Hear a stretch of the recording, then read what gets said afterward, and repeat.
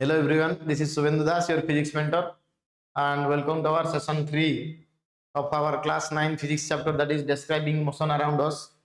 And earlier we have already completed 2 classes. In our 2 previous sessions, we have discussed the basic things regarding our motion. How motion and rest are relative terms, how absolute motion, why absolute motion and absolute rest are not possible. Yes, that part already we have covered, and based on the different types of motion with example, that is also we have already covered. Okay, so in our session number 3, basically we will discuss some questions related to our session 1 and session 2. After that we will discuss the scalar quantity or vector quantity, that means types of or varieties of physical quantities. So without any delay, let's start our topic. Okay.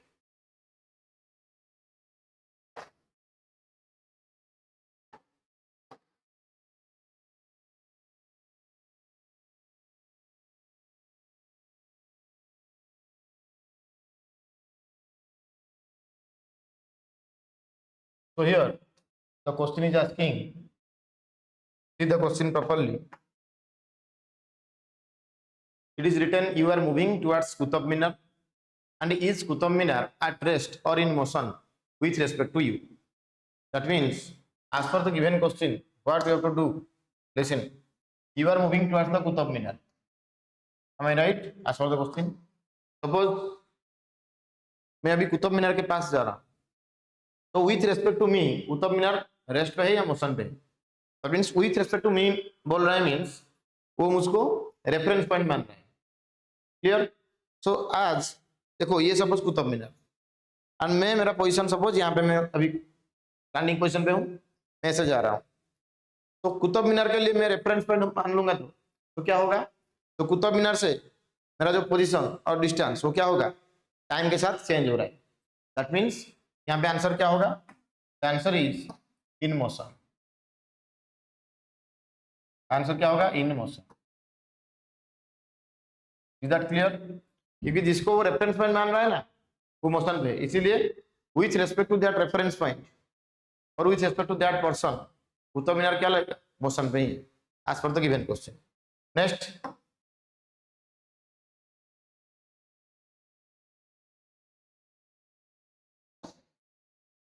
Next question क्या पूछ रहा है? देखो, two trains A and B are moving on parallel tracks with the same speed and in the same direction. An observer P is sitting in train A and another person Q is sitting in train B. Each Q is at rest with respect to P? Question mark. दोनों train देखो एक parallel track पे से move कर रहे हैं. Suppose this are the two trains, they are moving into parallel tracks with same speed. So in time t equal to 0 second, किसी भी टाइम पे सपोज यहाँ पे एक पर्सन है, यहाँ पे एक पर्सन अवेलेबल है, उसके सामने वाला पर्सन देखो ये वाला, यस, 1 सेकेंड के बाद ये पर्सन यहाँ पे होगा एंड दूसरा पर्सन भी यहाँ पे होगा. क्यों? दोनों का स्पीड क्या है? बराबर. ट्रेन दोनों का, दो ट्रेन का स्पीड क्या है? बराबर है. And these are two parallel straight lines, straight train lines. देखो t इक्वल टू 2 सेकेंड पे सपोज यहाँ पे, तो किसी भी टाइम पे देखो एक दूसरे को क्या कर पाएंगे? ऑब्जर्व कर पाएंगे. पक्का? तो क्वेश्चन पूछ रहा है, is Q is at rest with respect to P. So answer क्या होगा इसमें? आंसर होगा यस. इसको बोलते हैं रिलेटिव, इसको बोलते हैं रिलेटिव कॉन्सेप्ट. तो relative to P Q is at rest and relative to Q P is also at rest. Okay, I think it is clear. Next question के पास हम लोग चलेंगे अभी.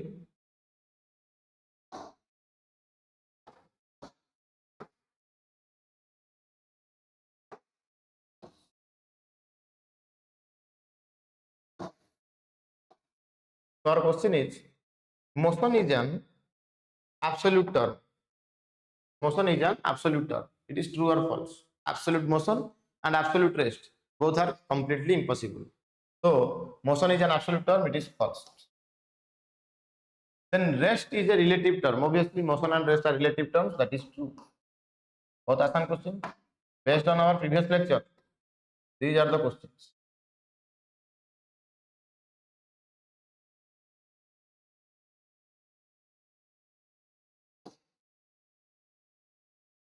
So next is our,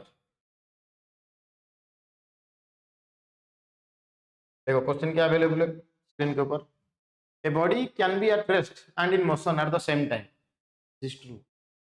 बोला था मैं motion and rest are relative term. Suppose you are sitting in a moving train, so with respect to other passenger you are at rest, and with respect to outside trees hills etc you are in motion. So that means the body can be at rest and in motion at the same time, this is true. Define rest and motion, ये तो completely available है previous session में notes में तुम्हारा। Why are these terms called relative? Already we have discussed, इसको explain कर चुका हूँ अभी। Given an example of each, हो गया।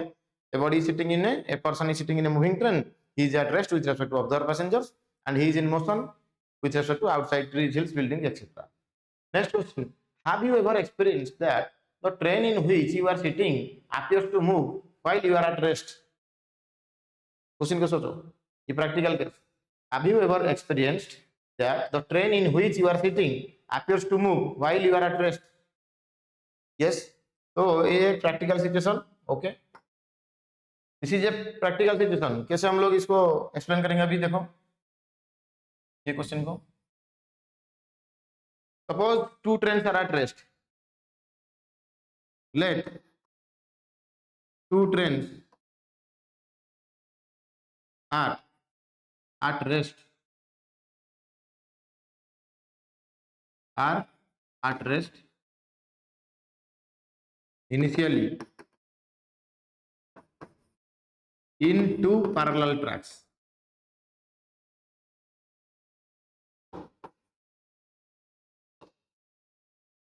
Okay, we can experience this situation. We can experience this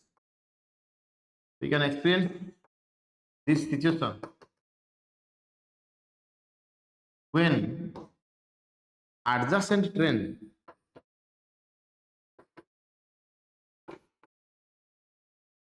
starts to move. Case को स्टडी कर पा रहे हो? सपोज यहाँ पे एक ट्रेन अवेलेबल है, यहाँ पे एक ट्रेन अवेलेबल है, दोनों ट्रेन रेस्ट पे एंड तुम इस ट्रेन पे बैठे हो, लेफ्ट साइड ट्रेन पे बैठे हो। यस, ये भी देखो ये ट्रेन पे बैठे हो। तो ये ट्रेन जब इनिशियली दोनों रेस्ट पे थे, तो when the second train starts to move you are at rest inside the train. Yes, but with respect to this train तुमको ऐसा फील होगा जैसे कि तुम मूव कर रहे हो। तो as per the given question you have to write the answer in this way. I think it is clear to all of you. Okay, तो नेक्स्ट देखो, नेक्स्ट हम लोग थियोरी कंटेंट को शुरू करेंगे अभी। As per hour theory content, theory क्या बोल रहा है देखो।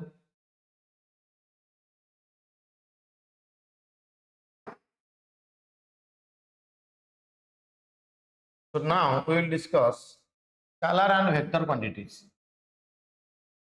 in a very detailed manner. As per the class 9 curriculum, we will discuss scalar and vector quantities. So physical quantity means क्या है देखो, which can be measured, quantity means amount or strength, and the quantity which can be measured directly or indirectly, that is called physical quantity. And physical quantity, no need to write again physical quantity का meaning क्या है, मैं नहीं लिखूंगा अभी। Physical quantity, it is of two types. One is your scalar quantity, another चीज क्या है देखो, another one is vector quantity.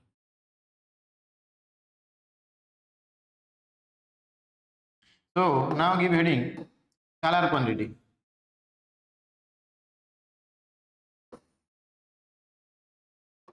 Scalar quantity, ये चीज क्या है?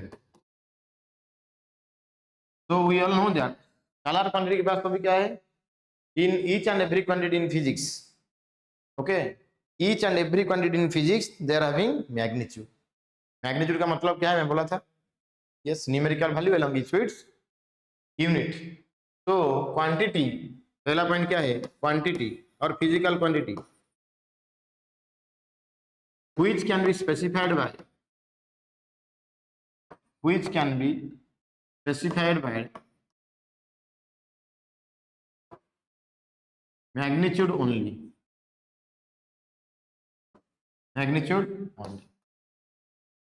Quantity which can be specified by magnitude only are called scalar quantities, and they do not have fixed direction.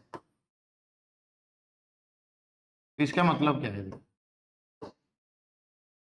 पहले सोचो, ये एक पेन शो कर रहा हूं मैं, तुमको दिखाई दे रहा है पेन। ये पेन का लेंथ सपोज 15 सेंटीमीटर। हम लोग कैसे मेजर करेंगे? With the help of scale we can measure. तो स्केल का जीरो को यहाँ पे प्लेस करने से ये वाला चीज क्या शो करेगा? 15 सेंटीमीटर, 15। लेकिन इसको मैं इधर से मेजर करूंगा तो जीरो यहाँ पे प्लेस करने से ये वाला पॉइंट क्या शो करेगा? 15। तो इसमें पता चल रहा है किसी भी डायरेक्शन में उसको चेक करो, उसका लेंथ क्या मिलेगा? हमको 15 सेंटीमीटर मिलेगा। तो they don't have fixed direction, yes, but they have magnitude. So quantity which can be measured by magnitude only are called scalar quantity. They do not have fixed direction. और एक चीज क्या है, स्केलर क्वांटिटी का जो value, yes, they do not depend upon rotation. Scalar quantity, magnitude of scalar quantity do not depend upon rotation. That means इसका length अभी क्या है? 15 सेंटीमीटर। ऐसे करके मेजर करने से भी 15 सेंटीमीटर मिलेगा, ऐसे करके मेजर करने से भी 15 सेंटीमीटर मिलेगा। So upon rotation scalar quantity do not change. तो नेक्स्ट पॉइंट किसको हम लोग को लिखना चाहिए? Scalar quantity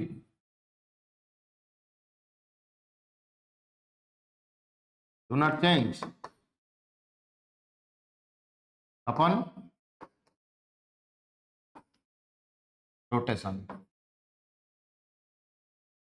they do not change upon rotation. देखो कितना आसान तरीका है। उसका एग्जांपल हम लोग ऐसे भी लिख सकते हैं। देखो कितना simple example, already have discussed, that is length. Mass भी लिखो, मास, देन टाइम, और क्या है? स्पीड। ये सब कुछ डिस्कशन होगा आगे जाकर, yes. Then electric current etcetera. तो this is about your scalar quantity. And और एक चीज क्या अवेलेबल है, देखो स्केलर क्वांटिटी का एक खासियत क्या है, स्केलर क्वांटिटी को हम लोग ऐड कर सकते हैं, नहीं तो सब्सट्रैक्ट कर सकते हैं bye means of ordinary algebra. जो तुमको पता है 2 मीटर प्लस 3 मीटर कितना होगा? 5 मीटर। इसको हम लोग बोले हैं ऑर्डिनरी अलजेब्रा। तो scalar quantities can be added और subtracted by means of ordinary algebra. तो फिफ्थ पॉइंट यहाँ पे लिख रहा हूँ, scalar quantity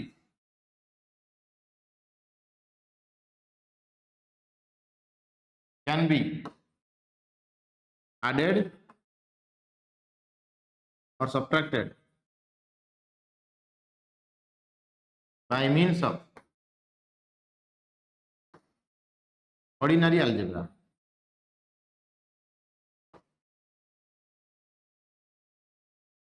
I think it is clear to all of you. Fifth point देखो क्लियर हो गया। तो this is about your scalar quantity का। स्केलर क्वांटिटी के बारे में छोटा छोटा डिस्कशन हो गया। अभी 5 पॉइंट समझ में आएगा सबको। Then basically we will discuss the main thing in this topic, that is our vector quantity. ये क्या है तुम्हारे लिए? ये कंप्लीटली न्यू कंटेंट है, वेक्टर क्वांटिटी। तो इसको मैं एक्सप्लेन कर रहा हूँ, तो अच्छे तरीके से सुनो।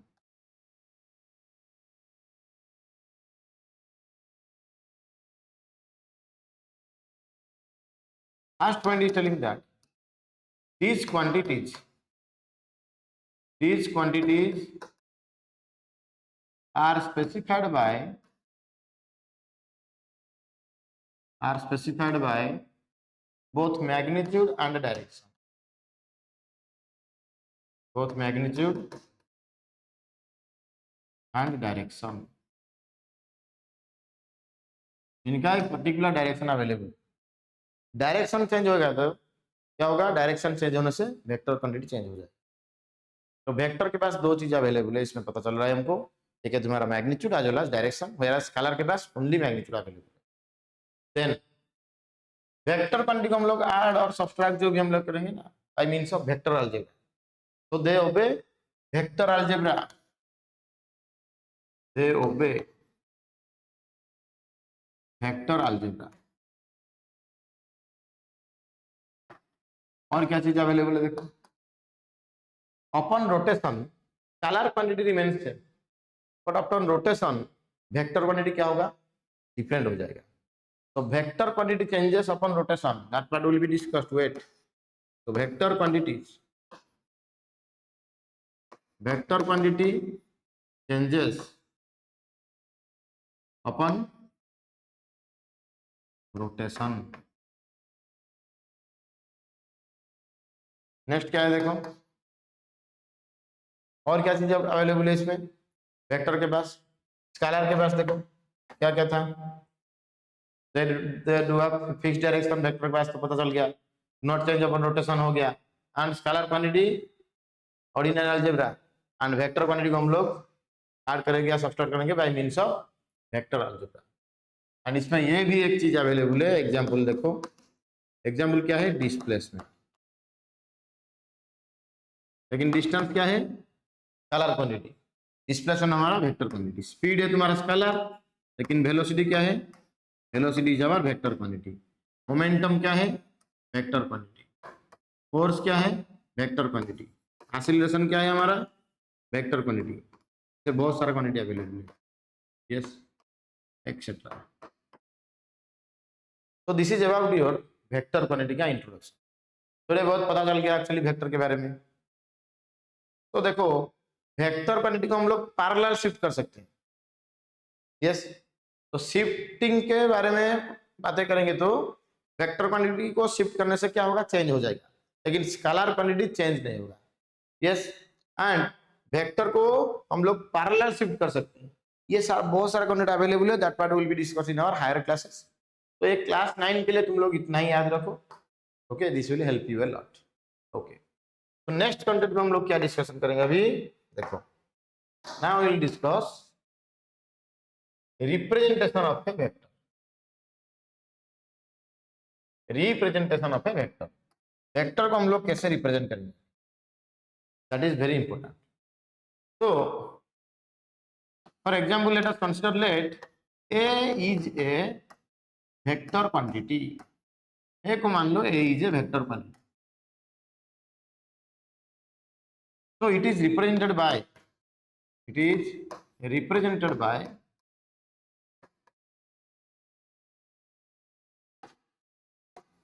Three processes are there. Now see कैसे हम लोग इसको रिप्रेजेंट करेंगे। ये एक प्रोसेस हो गया, देन मैं लिख रहा हूं ये भी एक प्रोसेस एंड ये भी एक प्रोसेस। तो पहला केस में क्या दिखाई दे रहा है तुमको, बोलो bold A, bold A. Second case में क्या दिखाई दे रहा है? Bar over A, bar over, and third case में आरो, आरो ओवर। क्लियर? थ्री तरीके से देखो, तीन तरीका अवेलेबल है, जो तुम्हारा मन चाहे तुम लोग यूज कर सकते हो, लेकिन बार बार बोल्ड लिखने से क्या होगा? टाइम कंज्यूम होगा, एंड बार ओवर ए लिखने से प्रॉब्लम कुछ नहीं होगा, लेकिन मैथमेटिक्स में हम लोग इसको एवरेज कैलकुलेशन पे एवरेज का सिंबल में यूज करते हैं, तो इसीलिए हम लोग इसको सिग्निफिकेंटली इसको ही यूज करेंगे, आरो ओवर द ए। ये जो आरो मार्क अभी दिखाई दिया तुमको, आरो मार्क देखो, ये एक आरो मार्क दिखाई दे रहा है, ये आरो के साथ कितना पार्ट अवेलेबल है बोलो? इन दिस आरो टू थिंग्स आर अवेलेबल, एक तुम्हारा स्टिक पार्ट, और क्या चीज अवेलेबल है इसके साथ? और एक चीज tip part, yes this is the आरो। आरो को तोड़ देने से दो चीज हमको मिलेगा, एक तुम्हारा स्टिक, स्टिक पार्ट, अंदर वन क्या है? Tip part. Is that clear? Okay, ये जो स्टिक पार्ट तुमको दिखाई दे रहा है, the length of the stick is directly proportional to the magnitude of the vector. इसको याद रखो, length of the stick, length of the stick is proportional to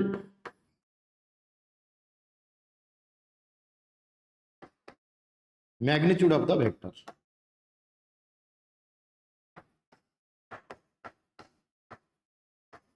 magnitude of vector quantity. लेकिन जो टिप शो कर रहा है ना, it shows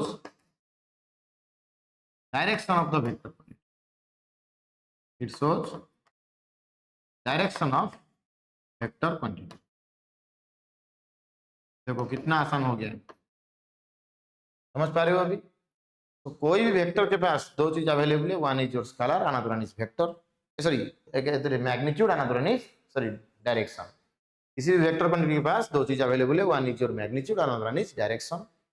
and देखो ये जो आरो मार्क को हम लोग रिप्रेजेंट कर रहे हैं, रिप्रेजेंटेशन ऑफ वेक्टर में हम लोग पढ़ रहे हैं अभी, this arrow consists of two things. One is your stick part, another is tip part. The stick part represents the length of the stick is in proportional to magnitude of vector quantity, and tip part represents the direction of vector quantity.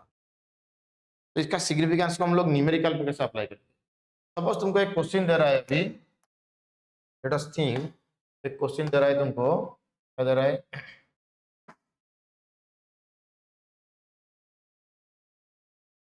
The question is telling represent a force of 80 Newton acting towards northeast. अच्छा, acting towards northeast.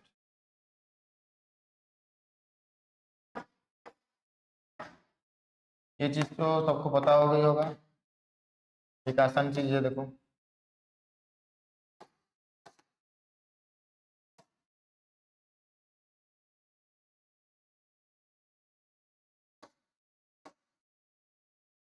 Very good. यार intersecting point को हम लोग क्या मान रहे हैं? This is your east origin, ये तुम्हारा वेस्ट डायरेक्शन, ये नॉर्थ, ये साउथ। तो maximum students are thinking that ये तुम्हारा east, this is perfect, west हो गया। एंड तुम लोग ये मत सोचो this is north and this is south, ये गलत हो जाएगा। ऐसा क्यों गलत होगा? देखो एक्चुअली, देखो इधर तुमको ये पिक्चर ऐसा दिखाई दे रहा है, एक्चुअली ऐसा कुछ दिखाई दे रहा है। तो as per the figure you are telling that this is your east, this is west, this is north, this is south, but actually this is like this, ऐसे अवेलेबल है, दिखाई दिया? एक्चुअली फिगर में ड्रॉ कर रहा हूँ ऐसे, लेकिन एक्चुअली वो ऐसे ही है। एम आई राइट? यस। तो ये जो पेन दिखाई दे रहा है इसको ऐसे ड्रॉ नहीं कर पाएंगे हम लोग, कैसे ड्रॉ करेंगे? तो इसीलिए एक प्लेन सरफेस के ऊपर हम लोग ऐसे रिप्रेजेंट करते हैं। इसका मतलब ये नहीं है ये वाला डायरेक्शन नॉर्थ अवेलेबल है, दैट इज रॉन्ग। इसका मीनिंग पीछे वाला डायरेक्शन नॉर्थ, ये वाला direction south. Okay, I think it is clear to all of you. Very good. तो इधर देखो अभी, तो इसमें मैं भी बोलूंगा represent a force of 80 newton acting towards north east. North east का मतलब क्या है? ये दोनों के बीच में एंगल क्या है? नॉर्थ एंड ईस्ट डायरेक्शन के बीच में 90 डिग्री। 90 डिग्री का जो एंगल बाई सेक्टर, वो डायरेक्शन को हम लोग क्या बोलेंगे? North east. तो हम लोग ऐसे ही रिप्रेजेंट कर देंगे। अभी ये जो दिखाई दे रहा है अभी, बस ये अभी शो कर रहा है north east direction, north east direction, लेकिन अभी तक ये शो नहीं कर रहा है, फोर्स ऑफ 80 न्यूटन शो नहीं हुआ। कैसे शो होगा? देखो, तो मैं इसको ऐसे 4 हिस्से पे डिवाइड कर रहा हूँ। कितना पार्ट दिखाई दे रहा है? 4 पार्ट दिखाई दे रहा है। Let each part is 1 centimetre, तो टोटल लेंथ कितना होगा? 4 सेंटीमीटर। तो यहाँ पे हम लोग स्केल पे क्या लिखेंगे? 1 centimetre is equal to, let 1 centimetre is equal to 20 newton, which implies 4 centimetre का मतलब क्या होगा? 80 न्यूटन। हो गया। मैं बोला था तुमको length of the line segment directly proportional to the magnitude of vector quantity. तो हो गया, देखो 20 20 20 20 न्यूटन हो गया। तो इसको भी ऐसे लिखेंगे अभी, F vector is equal to 80 newton. ये तुम्हारा graphical representation of a vector. अभी बोर्ड पे जो भी दिखाई दे रहा है तुमको, जो भी तुमको समझ में आया, this is your graphical representation of a vector quantity. Okay, another 2 representation भी है। एक है तुम्हारा mathematical representation, okay, and mathematical representation तुम्हारा क्लास 11 पे ही अवेलेबल है। एंड यहाँ पे जो भी हम लोग डिस्कशन किए थे, ये वाला चीज, ये क्या है? तुम्हारा सिंबॉलिक रिप्रेजेंटेशन। इसको तुम लोग ऐसे मान सकते हो, सिंबॉलिक रिप्रेजेंटेशन।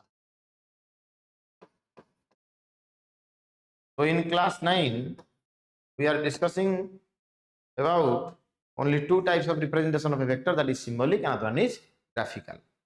हो गया? देखो एग्जाम के साथ समझ में आ गया तुमको? Very good. नेक्स्ट स्लाइड के पास चलो।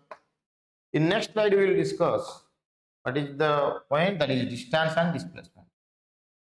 Next we will discuss distance and displacement, is the most awaiting concept for you all. First thing you remember, distance is denoted by the letter s and the displacement is denoted by the letter s vector. So in example we have discussed distance is a scalar quantity and displacement is a vector quantity. Okay. तो यहाँ पे मैं एक diagram कर रहा हूं, देखो ये suppose 1 point, this is point A, इसको मैं मान रहा हूं initial point, initial position, okay. And ये सपोज तुम्हारा बी पॉइंट, बी को मान लो फाइनल पोजीशन, बी क्या है हमारा फाइनल पोजीशन।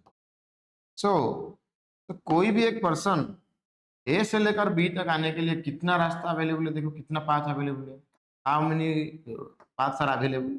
ये भी एक स्ट्रेट लाइन पाथ दिखाई दे रहा है तुमको व्हाइट कलर में, बस ये देखो येलो कलर में भी बहुत सारा पाथ अवेलेबल है, बहुत सारा पाथ ऐसा अवेलेबल होगा ही नहीं। तो in between 2 points how many paths are available, the answer should be infinite. In between 2 points, how many paths are available? Infinite paths are available. That is one important question. तो देखो during the motion तो भी path को body follow कर रहा है, that is called distance. The total path covered by body during its motion called distance. तो कितना पाथ दिखाई दे रहा है तुमको, 5 पाथ दिखाई दे रहा है ये डायग्राम के हिसाब से, यस। तो ये ऐसा जाएगा तो इसको मेजर करोगे जितना लेंथ मिलेगा तुमको, that is the distance travelled by the body. इसको कैलकुलेट करोगे तो जितना length, distance travelled by body, distance travelled by body. लेकिन out of all the distances ऐसा एक स्पेशल डिस्टेंस अवेलेबल है इसमें डायरेक्शन चेंज नहीं हो रहा है। देखो ये हर एक डिस्टेंस में, हर एक पाथ में डायरेक्शन बार बार चेंज हो रहा है, लेकिन इसमें डायरेक्शन चेंज नहीं हो रहा है, डायरेक्शन फिक्स्ड। डायरेक्शन फिक्स्ड रहेगा तो okay, that is called displacement. So the distance traveled by a body in a fixed direction is called displacement. और बुक में जो भी लिखा है, the shortest distance between initial and final position directed from initial to final, that is also called, both are correct. तो distance के बारे में पता चल गया। तो डिस्टेंस पे डायरेक्शन क्या हो रहा है, बार बार चेंज हो रहा है। डिस्टेंस पे पाथ क्या होगा, पाथ पाथ में भी स्ट्रेट और पाथ में भी कर्व। डिस्प्लेसमेंट में क्या होगा, ऑलवेज पाथ इज स्ट्रेट। तो इसको पॉइंट के हिसाब से हम लोग को रिप्रेजेंट करना चाहिए, okay. Very very simple point पे इसको मैं लिख रहा हूं अभी, डिस्टेंस का फर्स्ट पॉइंट क्या लिखेंगे हम लोग, पहला point, it is the total path, it is the total path covered by a body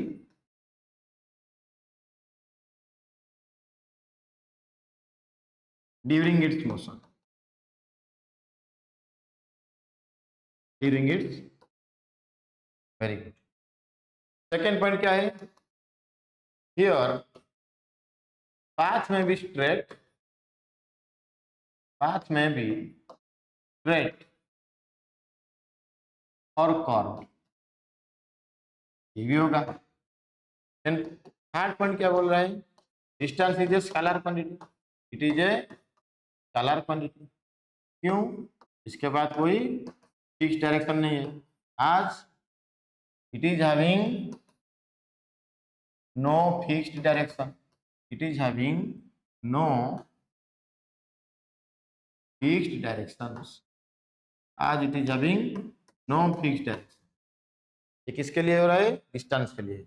और क्या लिख सकते हैं हम लोग, इसका यूनिट लिखेंगे अभी, डिस्टेंस तो एक लेंथ है तुम्हारा, ऐसा यूनिट क्या होगा, मीटर, रिप्रेजेंटेशन एम, जैसे यूनिट क्या होगा centimetre, simply right. Metre and centimetre के बीच में रिलेशन क्या है, 1 मीटर इक्वल टू 10⁻² सेंटीमीटर और 1 सेंटीमीटर इक्वल टू 10⁻⁻² मीटर। इसको याद रखो, न्यूमेरिकल के हम लोग यूज करेंगे अभी। देन नेक्स्ट पॉइंट हम लोग क्या लिख पाएंगे, बोलो, between two fixed point distance can have many values. देखो ये दो फिक्स्ड पॉइंट के बीच में distance can have many values but displacement it is having only unique value और वन वैल्यू। तो इसको भी अडॉप्ट करो पॉइंट को, between two fixed point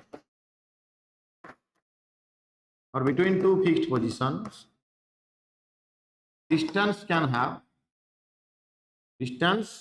have many values I think it is clear to all of you. Diagram तो हो गया देखो। And always remember distance is always positive, that is very very important point. Distance कभी negative नहीं हो सकता है, it is always positive, is always positive,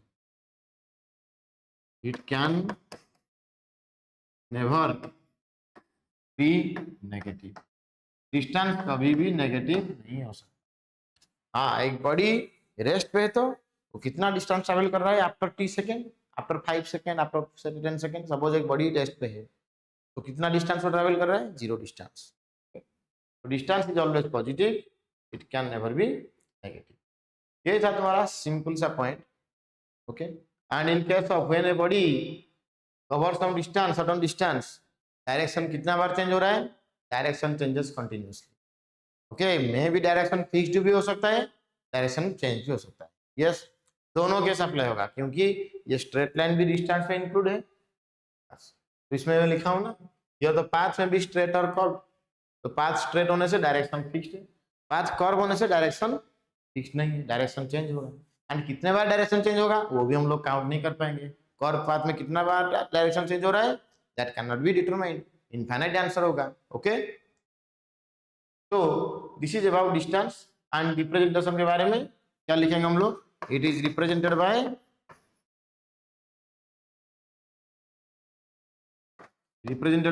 s, the letter s, it is represented by, distance is represented by the letter s।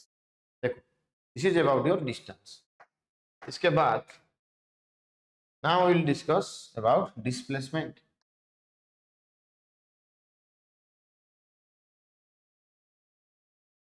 जो आसान point इसको हम लोग पहले लिखेंगे, उसके बाद मैं एक्सप्लेन करूंगा एक एक करके।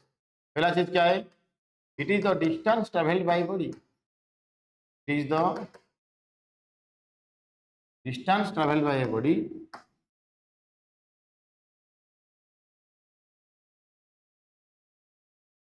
in a fixed direction, is the distance traveled by a body in a fixed direction, or we can write it as the shortest distance between initial and final position directed from initial to final is called displacement, or the shortest distance between, or the shortest distance between initial and final position, initial and final position directed from initial to final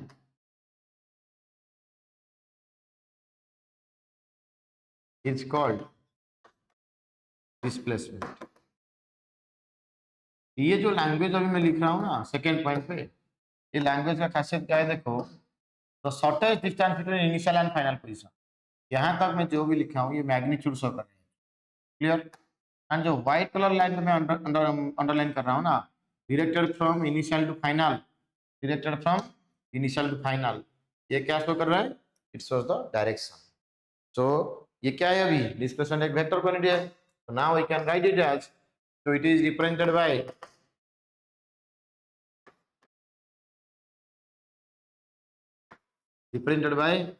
s vector। that means it is a vector quantity। yes, that means it is having both magnitude,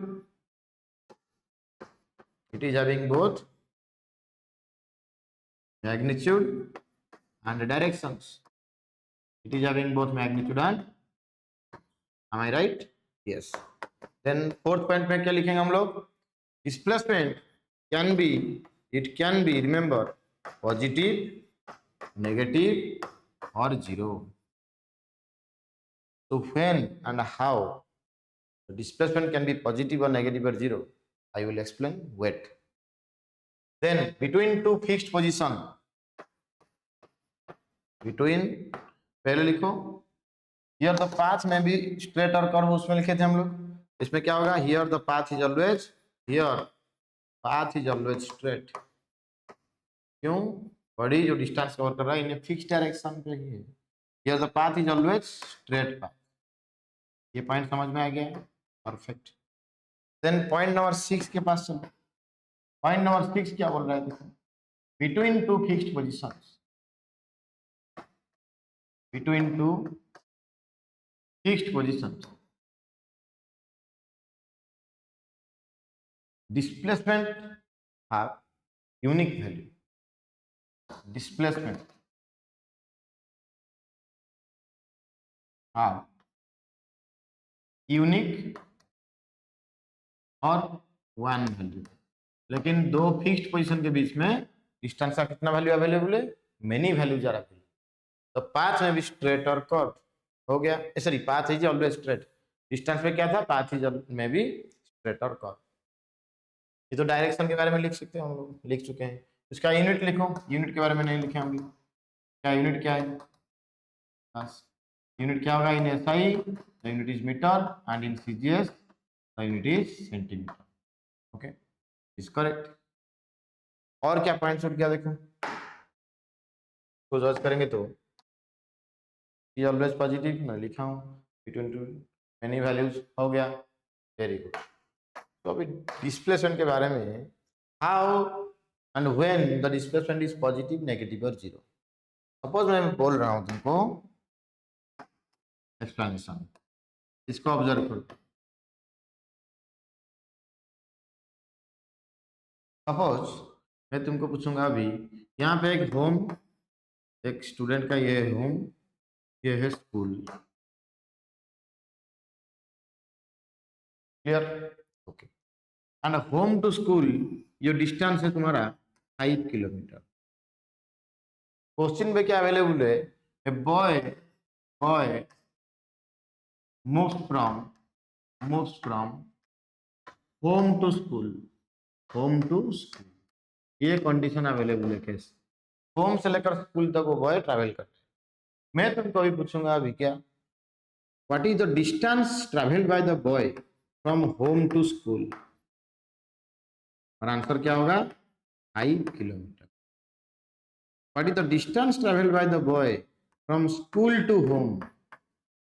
हमारा answer क्या होगा? Again +5 kilometre, क्योंकि distance is always positive. लेकिन if I will ask the distance travelled by the boy from home to school then to home to school then to home, 5 + 5 कितना हुआ? +10 kilometre. Now, the same thing we have to calculate. What is the displacement of the boy from home to school? तो क्या होगा? +5 kilometre. Why? क्योंकि ये जो direction home से लेकर स्कूल जा रहा है, means home is your initial position and school क्या हो गया? Final position. दैट मीन्स वो बंदा इनिशियल पोजीशन से फाइनल पोजीशन पे मूव कर रहा है, फाइनल पोजीशन तक मूव कर रहा है। तो displacement from home to school +5 kilometre. लेकिन if I will ask displacement of the boy from school to home, तो आंसर क्या लिखोगे? -5 किलोमीटर। क्योंकि यहाँ पे जो डायरेक्शन दिखाई दे रहा है तुमको, स्कूल टू होम, ये जो स्कूल टू होम जो direction, it is opposite to the given question direction. Given question पे क्या है? होम से लेकर स्कूल जा रहा है, लेकिन यहाँ पे क्या हुआ? डायरेक्शन रिवर्स हो गया। तो नेगेटिव साइन का आया, सिग्निफिकेंस क्या है? वेक्टर पे, वेक्टर पे नेगेटिव साइन क्या शो कर रहा है? Opposite direction. नेगेटिव साइन क्या शो करेगा? Opposite direction. नहीं दिया सबको? Very good. ओके, तो मैं पूछूंगा अभी displacement from home to school then to home कितना होगा? होम टू स्कूल तो 5 किलोमीटर, स्कूल टू होम तो हो गया -5 किलोमीटर, डिस्प्लेसमेंट हो जाएगा 0। यहाँ पे एक ट्रिक याद रखो, व्हेन द इनिशियल, देखो यहाँ पे मोशन शुरू हो रहा था, ऐसे चला गया फिर से आ गया, तो जो भी इनिशियल पोजीशन था वो तुम्हारा फाइनल पोजीशन हो गया। देखो initial and final position same हो गया। तो when initial and final position coincide with each other then the displacement of magnitude of displacement is 0। Okay, तो डिस्प्लेसमेंट का मैग्नीट्यूड कितना होगा? उसमें 0 होगा। तो देखो कब तुम्हारा डिस्प्लेसमेंट पॉजिटिव होगा, नेगेटिव होगा, 0 होगा, वही पता चल गया। और एक एग्जांपल दे रहा हूं मैं, देखो तो negative sign indicates, note point में हमको ये पता चला, negative sign indicates opposite direction. Note point, negative sign indicates, negative sign indicates opposite direction, opposite direction, correct. Okay, अभी मैं तुमको और एक एग्जांपल दे रहा हूं। Suppose when a ball is thrown upward to certain height h। Yes, देखो example 2, when a ball is thrown upward to certain height h, to certain height h, and then it returns back, and then it returns back to thrower's hand, to thrower's hand। ये case को study करें हम लोग। Okay, तो एक ball consider करो, ये है एक बॉल,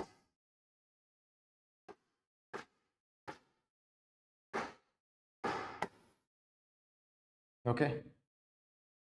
तो कितना हाइट ऊपर चला गया वो, as per the given question, कितना हाइट ऊपर चला गया, h हाइट ऊपर चला गया, as per the given question कितना हाइट चला गया, h हाइट। इसको मान लो बॉटम, इसको मान लो top. Yes, and motion of the ball कहां से कहां तक हो रहा है, bottom to top, when a ball is thrown upward. Clear? So now if I will ask distance traveled by ball from bottom to top, distance traveled by ball from top to bottom, and the distance traveled by ball from bottom to top, then to bottom, कितना होगा answer, try to tell. तो ball का जो distance travel हो रहा है bottom से लेकर टॉप तक, कितना distance, h। Distance travel by ball from top to bottom, वही h plus h, and total distance कितना होगा, h plus h, that answer will be 2h। लेकिन if I will ask displacement of the ball from bottom to top, answer क्या लिखोगे, plus h। But displacement of the ball from top to bottom, direction क्या हुआ, reverse हो गया, तो इसीलिए you have to represent it as minus h। Minus का sign क्या हुआ, माइनस साइन शो कर रहा है, अभी बॉल डायरेक्शन रिवर्स हुआ बॉल का। Yes, then displacement of the ball from bottom to top, then to bottom, answer कितना होगा, 0, क्योंकि initial position and final position क्या हो गया, कोइंसाइड हो गया। Is that clear to all of you? Very good. अभी और एक एग्जांपल देखो, example 3, example 3, how to write what is the significance of the vector, now you can understand easily, but in order to understand the concept you have to pay your attention।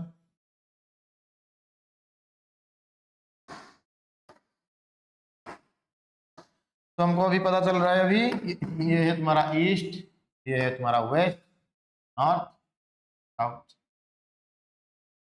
Clear? Okay, so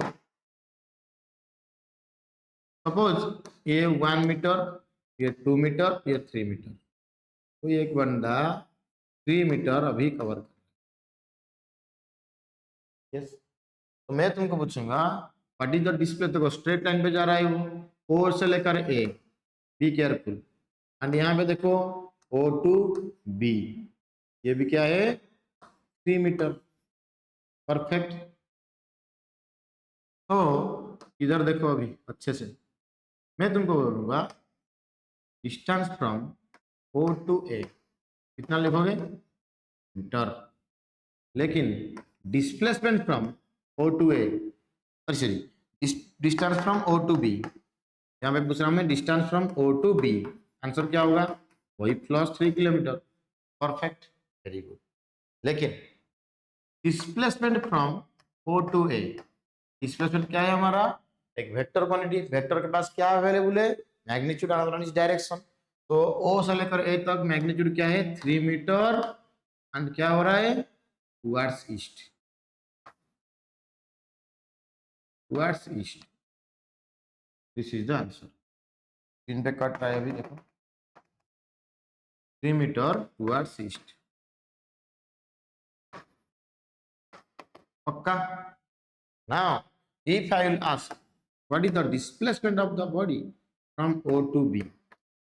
What you have to write? What you have to write? Perfectly देखो, magnitude कितना 3 metre, direction क्या है towards west, towards west, towards, and जो तुम लोग बोल रहे हो टुवर्ड्स वेस्ट मीन्स व्हाट?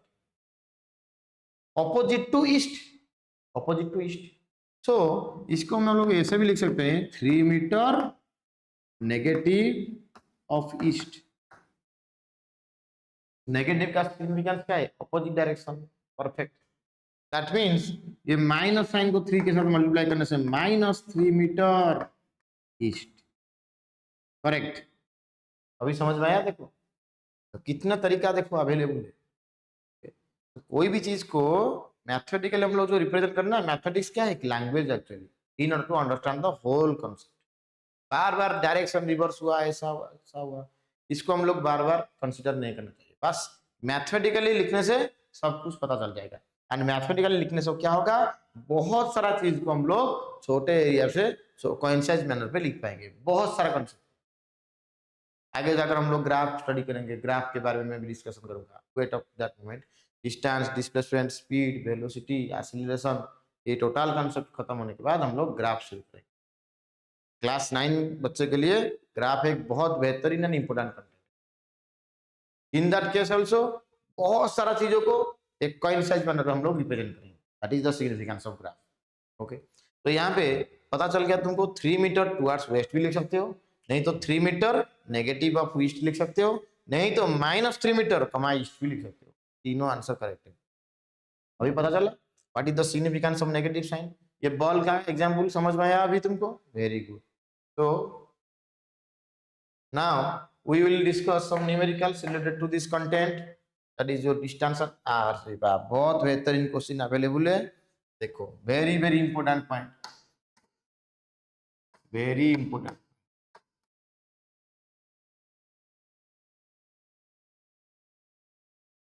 तो नोट पॉइंट पे पता चला हमको when initial position and final position coincide with each other, when initial and final position coincide with each other, then क्या होगा?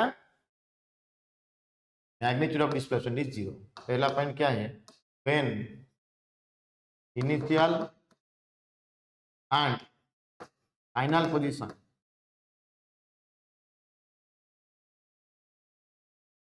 coincide with each other, when initial and final position coincide with each other, then magnitude of displacement is 0। magnitude of displacement is 0।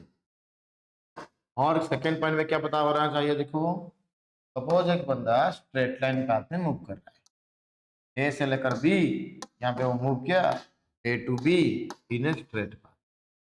तो कितना distance? Suppose जितना, suppose ये 3 kilometre, discussion magnitude भी क्या है? 3 kilometre. ये जो मैग्नीट्यूड को हम लोग कैसे लिखेंगे? देखो स्ट्रेट पाथ में कोई बॉडी मूव करने से distance is equal to magnitude of displacement. Magnitude ये जो सिंबल मॉडुलस सिंबल में दे रहा हूँ ना, 2 बार दे रहा हूँ, इसको देने से तुमको क्या कंसीडर करना है? ओनली मैग्नीट्यूड पार्ट को कंसीडर करोगे, डायरेक्शन के बारे में डिस्कशन नहीं करोगे। तो when a body moves in a straight path, next point क्या मिला? When a body moves in a straight path, when a body moves in a straight path, then distance traveled by body, then distance traveled by body is equal to magnitude of displacement, is equal to magnitude of displacement। Third point में discussion क्या करेंगे? अभी suppose 2 position में consider कर रहा हूं। देखो ये तुम्हारा एक पोजीशन ए पोजीशन, ये तुम्हारा बी पोजीशन। तो यहाँ पे पता चल रहा है if a body moves in a straight path, distance का वैल्यू मैग्नीट्यूड ऑफ डिस्प्लेसमेंट के साथ क्या होगा, बराबर ही होगा। लेकिन सपोज एक बॉडी ए से बी तक इस पाथ में मूव कर रहा है, लेकिन डिस्प्लेसमेंट का मैग्नीट्यूड क्या है, ये तुम्हारा डिस्प्लेसमेंट का मैग्नीट्यूड, ये क्या है तुम्हारा distance in second example. Who is greater, ये तो shortest path, straight line path, तो इसमें तुम लोग बोलोगे sir S is greater then S vector mod distance is greater then magnitude of displacement. लेकिन सेकंड केस में क्या पता चल रहा है, डिस्टेंस का वैल्यू मैग्नीट्यूड ऑफ डिस्प्लेसमेंट के साथ बराबर ही होगा। ये दोनों केस को कंबाइन करने से हम लोग ये भी लिख सकते हैं, thus we can say, क्या लिखेंगे, डिस्टेंस इज ग्रेटर देन और equal to magnitude of displacement, distance is greater than और equal to magnitude of displacement. समझ में आया? तो इसमें देखो मैं क्या हरकत कर रहा हूं, अभी मैं अभी लिखूंगा distance by magnitude of displacement, दोनों साइड पे मैग्नीट्यूड ऑफ डिस्प्लेसमेंट को डिवाइड कर, greater than equals to magnitude of displacement by magnitude of displacement, magnitude of displacement by magnitude of displacement. तो ऐसे करने से क्या पता चला हमको, पहले केस में क्या मिला हमको, डिस्टेंस बाय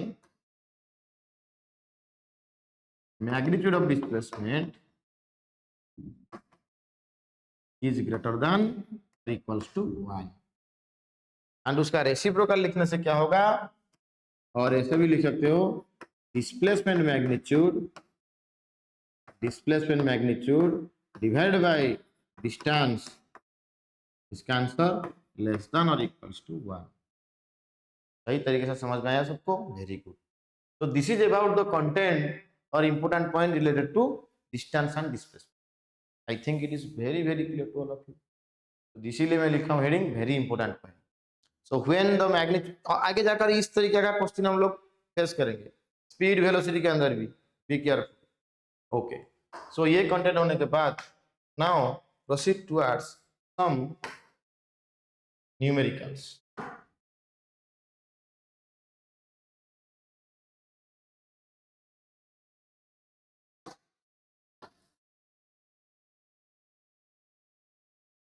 तो क्वेश्चन क्या है इसमें, देखो दिखाई दे रहा है सबको,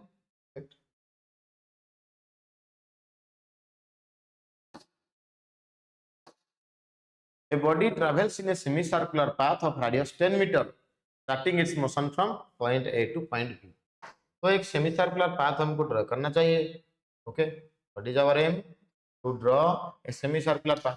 सपोज ये है तुम्हारा सर्कल, ये चल रहा है, तुमको दिखाई दे रहा है, ये तुम्हारा सर्कल दिखाई दिया, ये जो सर्कल अभी दिखाई दिया, semi circle means what, semi circle means half of the circle. तो हाफ ऑफ द सर्कल हम लोग अभी कंसीडर करेंगे। Now all of you consider half of the circle.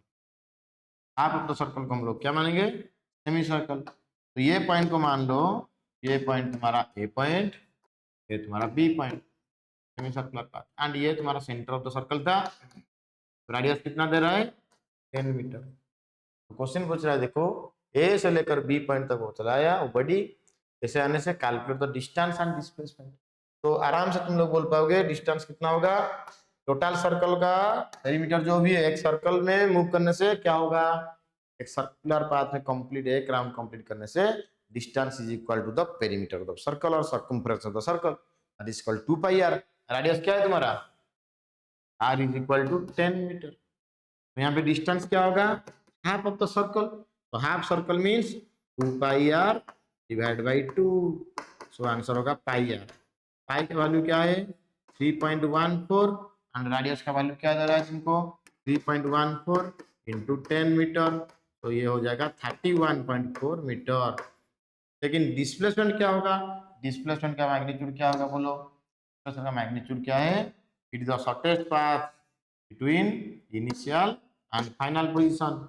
Shortest path क्या पता चला तुमको, देखो ये तुम्हारा शॉर्टेस्ट पाथ, तो मैग्नीट्यूड ऑफ डिस्प्लेसमेंट को हम लोग क्या लिखेंगे, that is 2r, that is 2 into 10, तो 20 मीटर। क्लियर। तो एक चीज याद रखो, जब तुम लोग कैलकुलेशन कर रहे हो during the time of calculation, बार बार यहीं पे यूनिट को नहीं लिखना चाहिए आप। Okay, at the end you have to write the unit. Yes, तुम लोग बोलो सर यहाँ पे लिखने से गलत होगा क्या? गलत नहीं होगा, लेकिन बार बार इसको लिखना नहीं चाहिए। लास्ट में तुम लोग को यूनिट लिखे है लिखना चाहिए। तो आज पर द क्वेश्चन आंसर हमारा समझ में आया। नेक्स्ट नेक्स्ट क्वेश्चन के पास चलो।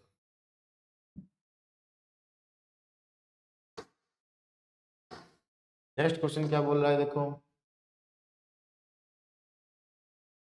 नेक्स्ट क्वेश्चन क्या बोल रहा है?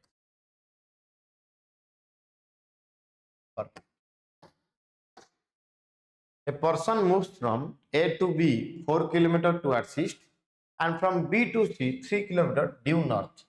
Then find the distance and magnitude of displacement. वैसे ही as per the previous content, we have to draw the direction part को पहले ड्रॉ करोगे, के बाद हम लोग आंसर के ऊपर फोकस करेंगे। तुम्हारा ईस्ट वेस्ट नॉर्थ साउथ। तो ऑलवेज रिमेंबर ये जो टाइप क्वेश्चन दिखाई दे रहा है कि क्वेश्चन टाइप दिखाई दे रहा है, इसी टाइप का क्वेश्चन पे हम लोग ईच एंड एवरी केस में ओरिजिन से ही मोशन को शुरू करें। That is the content. तो A to B to 4 kilometre towards east, तो इसको मान लो ए पॉइंट, ये पॉइंट तुम्हारा। तो ए टू बी हो जा रहा है 4 kilometre. Very good.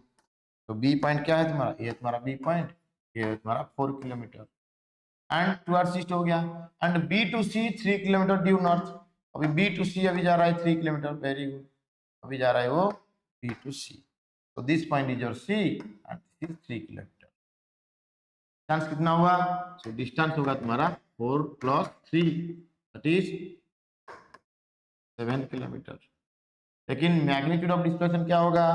The shortest path between initial and final position. देखो ये था इनिशियल, ये फाइनल। ये ग्रीन कलर लाइन क्या शो कर रहा है? Magnitude of displacement. तो मैग्नीट्यूड ऑफ डिस्प्लेसमेंट का आंसर क्या होगा? ये एक राइट एंगल ट्रायंगल दिखाई दे रहा है, पाइथागोरस थ्योरम तुमको पता है एक्चुअली। तो एसी का वैल्यू क्या है? The length of AC is our magnitude of displacement, and the answer is our 4 square plus 3 square root over, that is 16 plus 9 root over 25 root over is equal to 5। यहाँ पे unit क्या होगा? Kilometre, क्योंकि even question में जो भी unit available है that is kilometre पे ही अवेलेबल। मीटर पे होगा तो यहाँ पे मीटर ही लिखना चाहिए। देखो कितना आसान हो गया क्वेश्चन, अभी समझ में आया? Very good. नेक्स्ट क्वेश्चन के पास।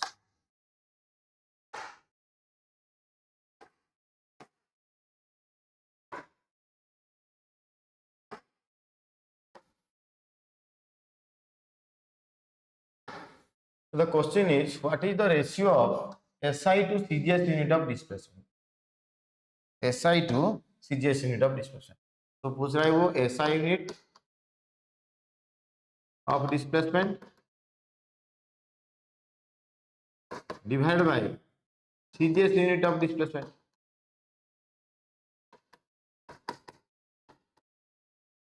तो क्या होगा answer? SI unit of displacement is 1 metre. CGS unit क्या है? 1 सेंटीमीटर। 1 मीटर का वैल्यू क्या लिखा था मैं? 10⁻² सेंटीमीटर। डिवाइड बाय क्या था? सेंटीमीटर। आंसर आंसर क्या हुआ? 10⁻²/1। आंसर भी ये लिखना चाहिए 10⁻²/1 और यू में राइट 100:1। बहुत सिंपल सा question. Okay, very good. Next question के पास चलो।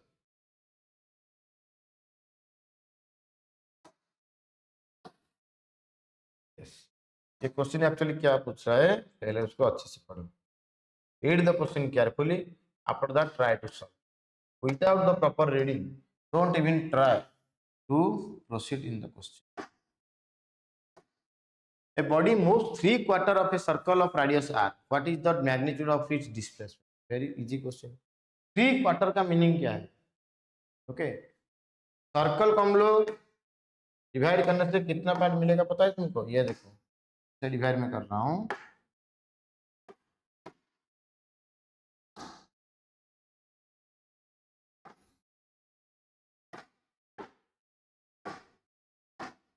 तो ये तुम ले रहा हूँ ए, दिस पॉइंट इज बी, सी, ये पॉइंट डी। तो 3/4 का मीनिंग क्या है? इनिशियल पोजीशन में ए को मान रहा हूँ, मीन्स ऐसे सपोज मूव कर रहे हैं। यस, 3/4 कंप्लीट करने के बाद ये स्टॉप हो जाएगा यहाँ पे। ये तुम्हारा शो करेगा D will represent final position and if A represents initial position. तो मैग्नीट्यूड ऑफ क्या पूछ रहे हो, मैग्नीट्यूड ऑफ डिस्प्लेसमेंट। ये तुम्हारा ओरिजिन, ये डिस्टेंस क्या है रे, R, radius of the circle. ये क्या है, radius of the circle. And displacement क्या है तुम्हारा, is the shortest path between initial and final. देखो जैन में कर दिया, तो इसका लेंथ को कैलकुलेट कर देने से क्या होगा, मैग्नीट्यूड ऑफ डिस्प्लेसमेंट पता चलेगा, आराम से पता चलेगा। Very good. सो यहाँ पे देखो पाइथागोरस थ्योरम अप्लाई कर सकते हो तुम लोग। तो इसका वैल्यू क्या होगा, एडी, एडी का वैल्यू क्या होगा, R square plus R square root over, that is 2r square का रूट ओवर कितना होगा, √2r। √2 का वैल्यू क्या है, 1.414 r। ये लिखने से भी चलेगा, ये लिखने से भी चलेगा, both are correct. I think it is clear to all of you. देखो कितना आसान हो रहा है, क्योंकि सब कुछ समझ जाने के बाद ये चीज तुमको आसान ही लगेगा पक्का। Clear, I think it is clear. Now comment box में तुम्हारा आंसर मुझे ओके सेंड करोगे। Find the displacement in this case. तो क्वेश्चन क्या है तुम्हारे लिए, SW तुम्हारे लिए क्या है, give the your answer in comment section. Find the, sorry displacement बोल रहा हूं, find the distance, find the distance travelled. ये केस में कितना डिस्टेंस ट्रैवल किया ए से लेकर D, okay that you have to tell in comment section. Next, आज के इस सेक्शन का लास्ट प्रश्न के पास हम लोग चलेंगे। क्या है देखो,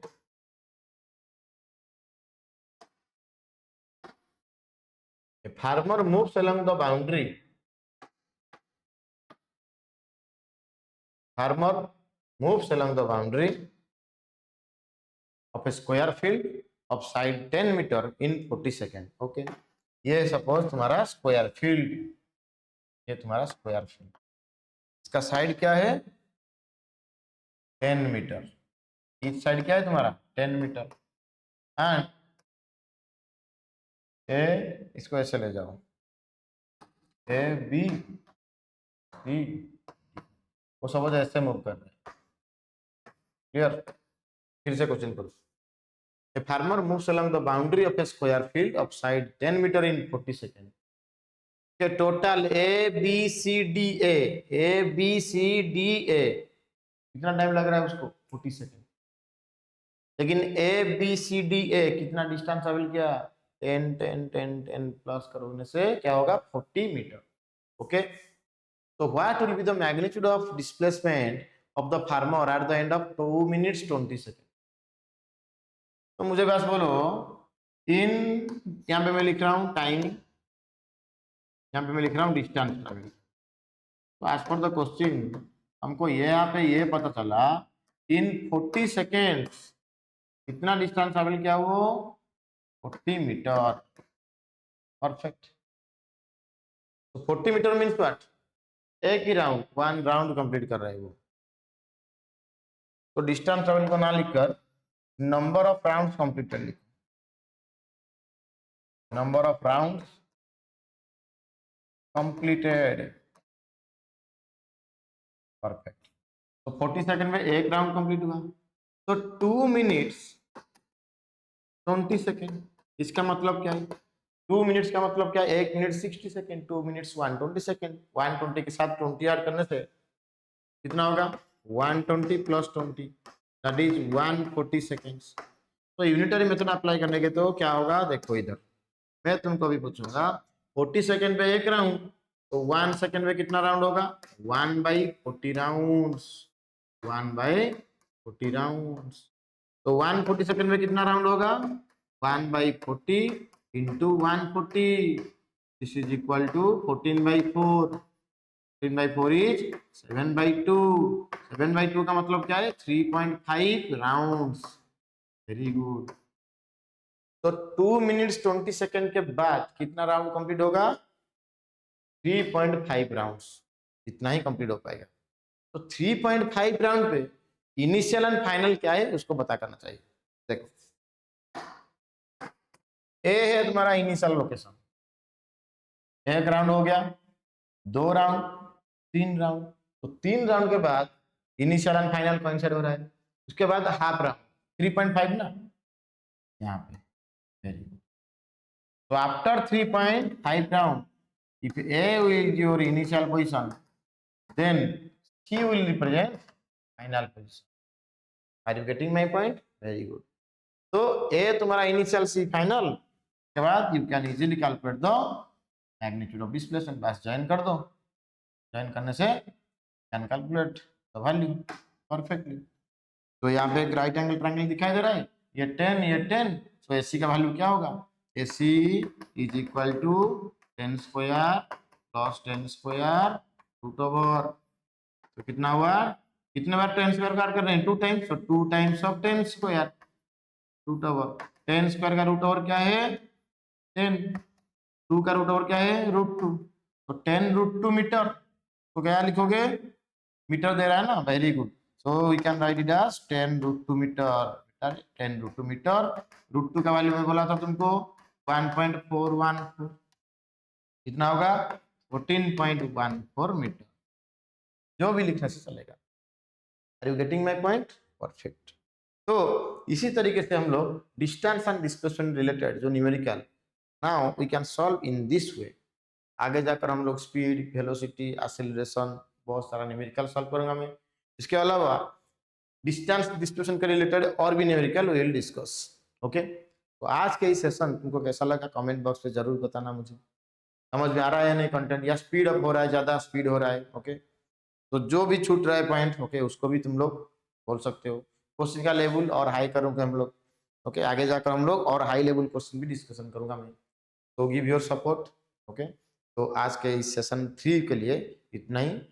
तो stay tuned for next update and please like, share and subscribe this channel and share this channel to your friends also. Okay. Thank you and have a nice day.